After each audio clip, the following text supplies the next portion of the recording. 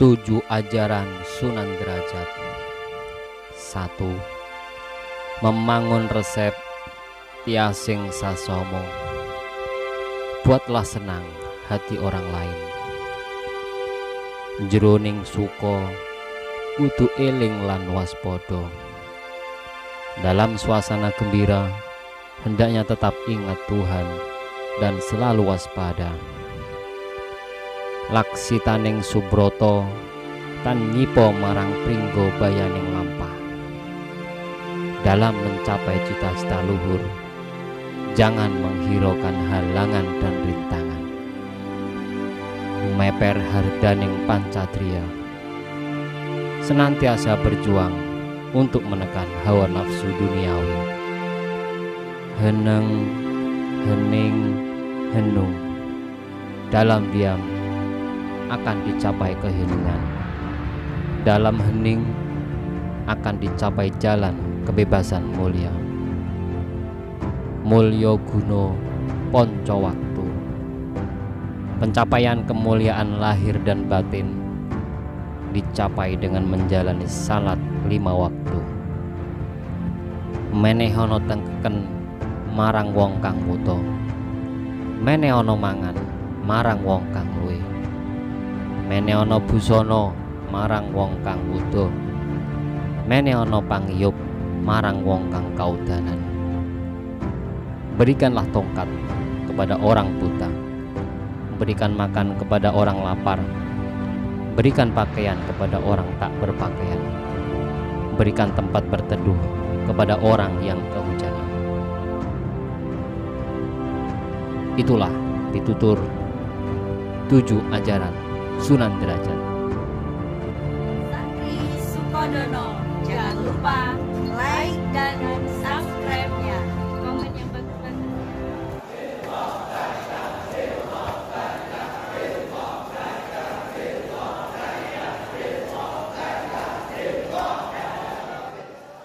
Pemirsa yang dirahmati Allah, kali ini kita akan berkunjung ke Raden Kosim Sunan Derajat.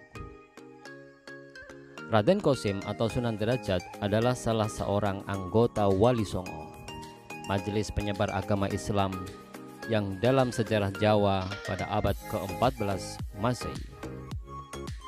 Beliau adalah putra bungsu dari Sunan Ampel yang melakukan dakwah Islam dengan prinsip pepali pitu atau 7 ajaran agama.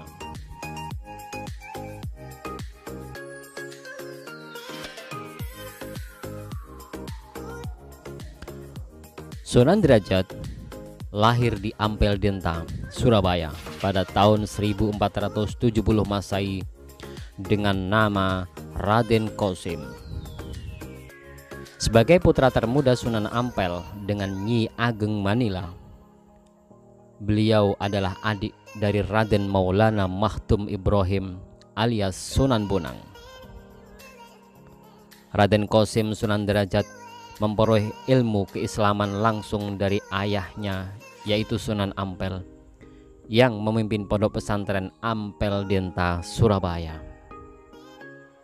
Setelah beranjak remaja, Raden Kosim merantau ke Cirebon untuk berguru kepada Sunan Gunung Jati.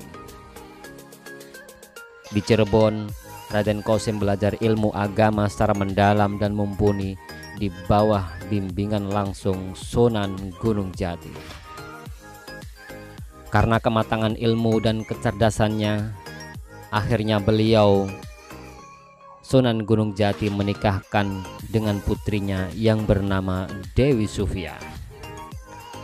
Dari pernikahan dengan Dewi Sufyah inilah Raden Kosim dikaruniai 3 orang putra dan putri, yaitu Pangeran Rekyana alias Pangeran Trenggono, Pangeran Sandi, dan putri bungsunya bernama Dewi Wurian. Hingga kemudian Raden Kosim kembali ke Ampel Denta bersama istrinya. Sesampai di Ampel Denta, Sunan Ampel meminta Raden Kosim untuk berdakwah di daerah Gresik. Beliau pun menuruti perintah ayahandanya dan akhirnya meneruskan perjalanan menuju Gresik. Raden Kosim akhirnya menetap di wilayah yang bernama Jelak, daerah yang memiliki medan lebih tinggi dari tempat lainnya. Dan disitulah desa Banjarwati akhirnya beliau menetap dan mendirikan surau serta mengajar penduduk setempat. Di desa Banjarwati inilah beliau disambut baik oleh sesepuh kampung yang bernama Kiai Mayang Madu dan Mbah Banjar.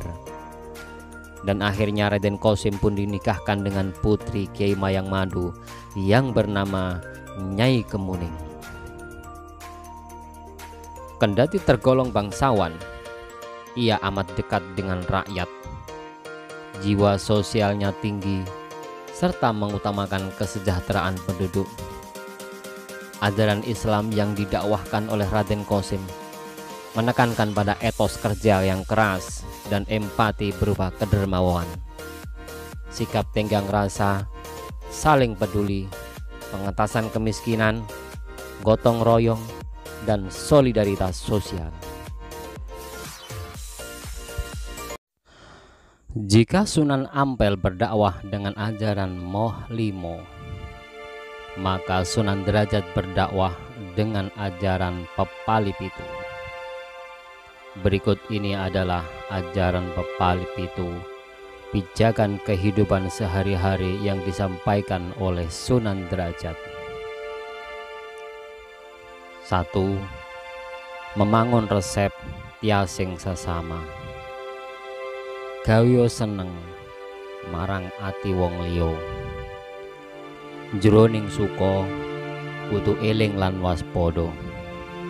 Dalam suasana gembira hendaknya tetap ingat Tuhan dan selalu waspada. Laksitaning subrata tan nyipo marang pringgo bayaning lampah. Dalam mencapai cita-cita luhur, jangan menghiraukan halangan dan rintangan. Meper hardaning pancadriya, senantiasa berjuang untuk menekan hawa nafsu duniawi. Heneng, hening, henung. Dalam diam akan dicapai keheningan.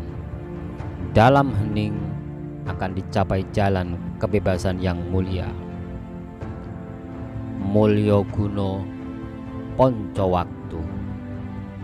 Pencapaian kemuliaan lahir dan batin dicapai dengan menjalani salat 5 waktu. Mene ana teken marang wong kang wuta, mene ana mangan marang wong kang luwe, mene ana busana marang wong kang wuda, mene ana pangiyup marang wong kang kudanan.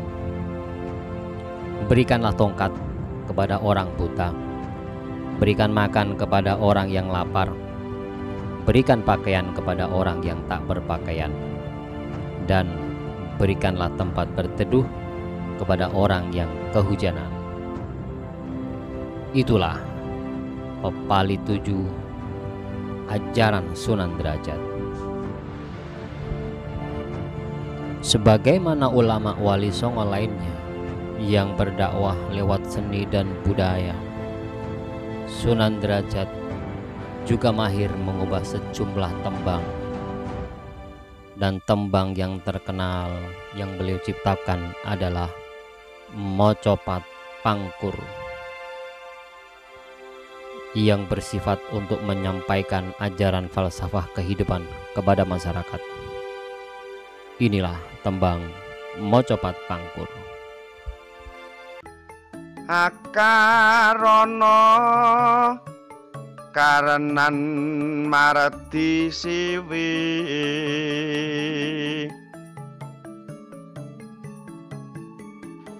sinawung resmining kidung, sinuba sinukarta, mrih kratarata, pakartine ngelmu luhung, kang tumrap neng tanah Jawa. agama ageme ngaji.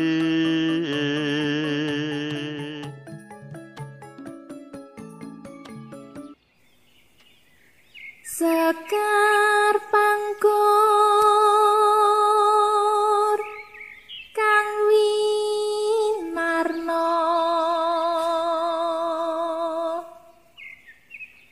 lelabuhan kang kanggo wong urip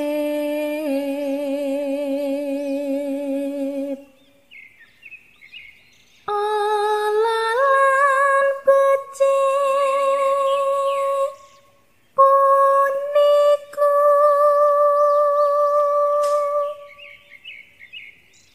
prayoga kawruhana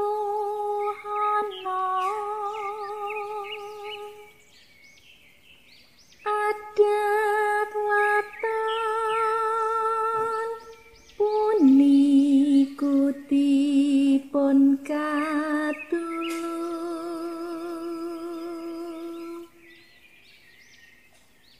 miwah ingkang tata krama den kaesti siang ratri.